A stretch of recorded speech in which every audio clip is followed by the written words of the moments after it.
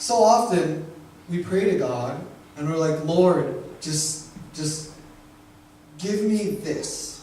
And you can fill in the blank. Just give me this. And then when God tries to bring you towards it, sometimes it doesn't go the way you want it to go. Or maybe you're just so comfortable with listening to whatever and knows already there. But then when we hear God's voice and His direction in our lives, do we actually accept it and understand that it's for our better? Those directions to tell me to exit in 1.5 miles are for my good. That's where I'm trying to go. That's what I've asked Google to do. And the same goes with God. Sometimes we pray and ask God for something. Let's use an example. Pray and ask God for a good job. Something most of us can relate to. It's like we ask God for a good job.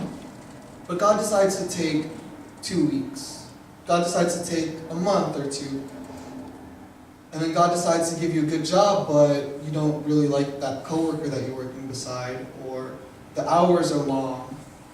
But that's what you ask God for. And little do we know, sometimes God has something perfect. God has us there perfectly waiting for what He wants us to do. And that's funny because today we're going to talk about God being the way, the truth, and the life, which are 3 things. But the funny thing about this is I feel like all 3 of these things tie into one central focus point. And I like to simplify things. So I think all of these tie into trust. And I think these are very common in today's life. Like, bro, Ryan, are you sure this is the way? Dude, trust me. Dude, are you sure that's true? I don't trust me, it's true. This is my life we're talking about. You're gonna go skydiving? Dude, trust the parachute. Some of you won't, but I will. Okay, but here's the point. It's gonna focus around trust. And that's our topic for today.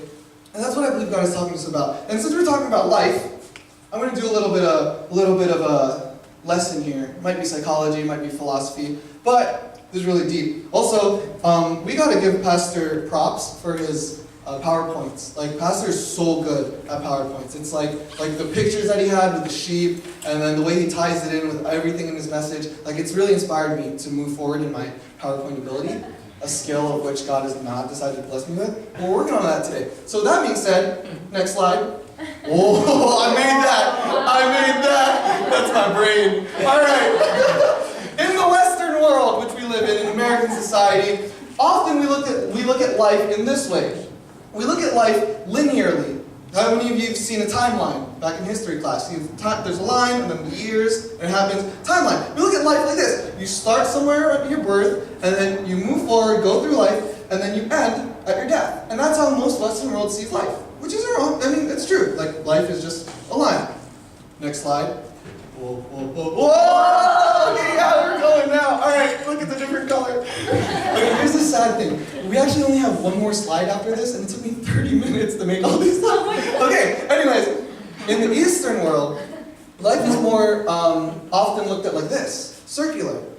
They say that you go through just a season, and then go through the same season, you see the same thing again and again. And that's why the Buddhists believe, and I think it's Hindi, believe that there's reincarnation, because they believe in the circle of life. You know, like it's just circular. So they believe in circular life. My proposition is that the biblical way to view life is not necessarily linear and not necessarily circular, but it is ascending helix. How's that for a term?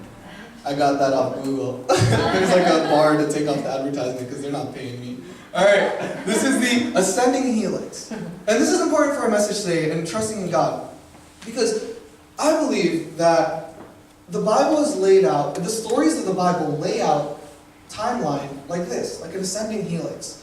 It is linear, but there's also seasons. You read in Genesis through Genesis, Exodus, Leviticus, Numbers, and Deuteronomy, those first 5 books are just all about how, like, Adam and Eve were at the top, the pinnacle of humanity. They were with God, and then they fell. Then God redeemed them. Then Abraham and the small tribe that he has was at the pinnacle of living with God, and then he falls. And then God redeems him and gives him, like, all the children that he could ask for. And then the people of Israel at the very top, like the most powerful civilization, and then they fall. And then God redeems them through Jesus. And it's just this cycle. It's a cycle, but it's always moving forward.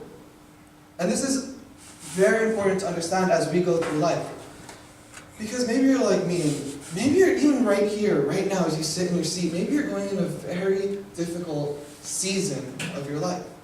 And maybe it's just like, oh my goodness, like, I'm going through this again, I'm going through depression again, I'm going through anxiety again, I'm being tempted by this sin again, I'm just so tired again.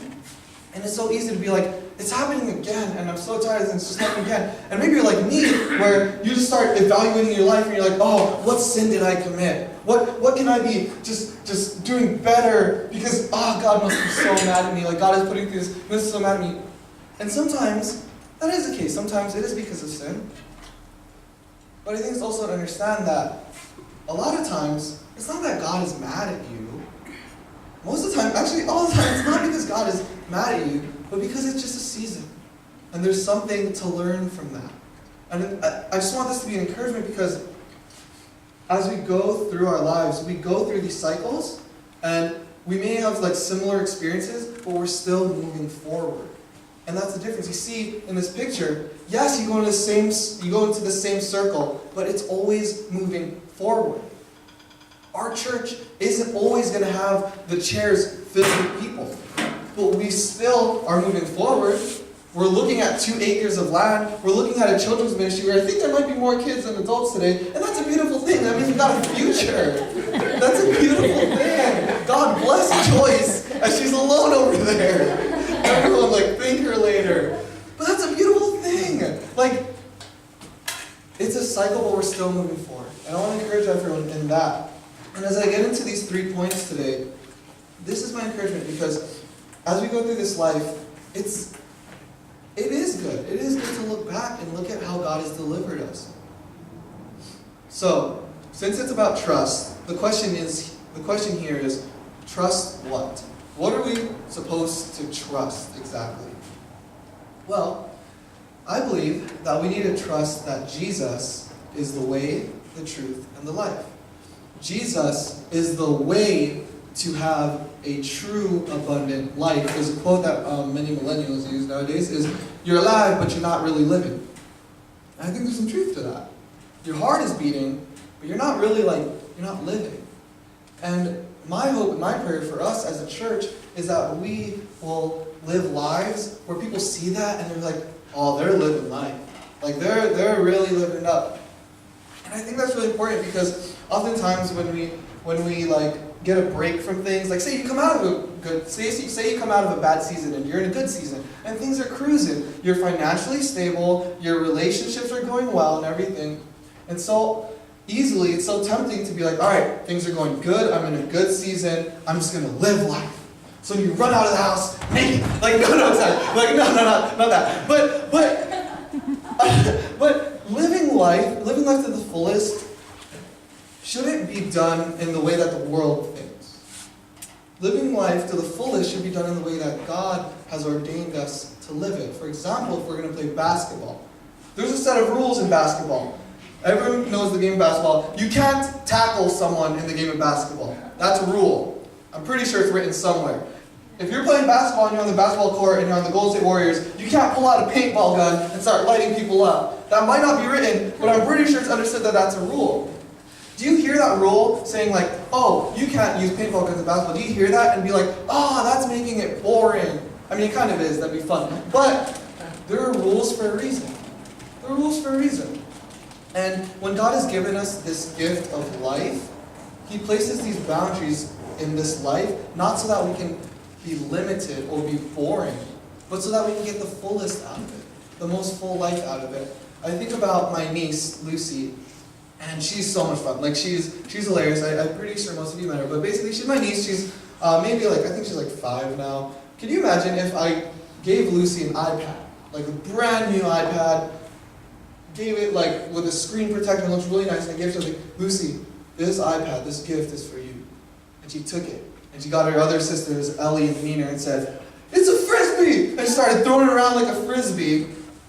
Are they using that to the fullest potential that could have?